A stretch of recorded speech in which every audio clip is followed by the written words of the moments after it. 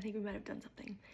If you remember the viral grinder sandwich, we made it into a dip. And you can kind of call it a lot of things. A dip, a salsa, perhaps, a chopped salad. Doesn't have too much lettuce, but I guess you could call it a salad. But you eat it on a piece of sliced little sourdough baguette. It's the best thing ever. The perfect game day appetizer.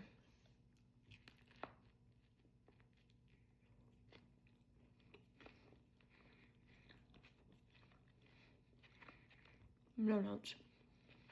10 out of 10. You need to make this.